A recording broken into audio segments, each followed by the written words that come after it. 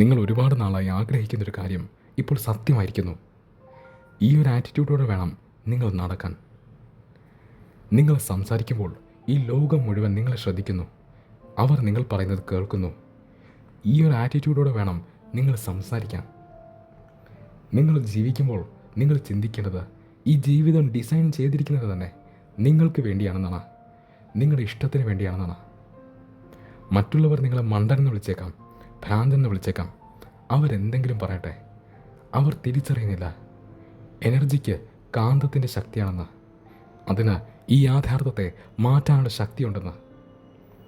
നോക്കൂ, എപ്പോഴും നല്ലത് നടക്കും എന്ന് വിശ്വസിക്കുന്ന ആൾക്കാർക്ക് ജീവിതത്തിൽ നല്ലതേ വരാറുള്ളൂ. എപ്പോഴും മോശം കാര്യങ്ങൾ സംഭവിക്കുമെന്ന് ഓർത്ത് പേടിച്ചിരിക്കുന്നവരുടെ ജീവിതത്തിൽ മോശം സംഭവങ്ങളെ നടക്കാറുള്ളൂ. പറയാറില്ലേ, പണക്കാരുടെ മക്കൾ എപ്പോഴും പണക്കാരാണ്, പാവപ്പെട്ടവരുടെ മക്കൾ എപ്പോഴും പാവപ്പെട്ടവരാണ്.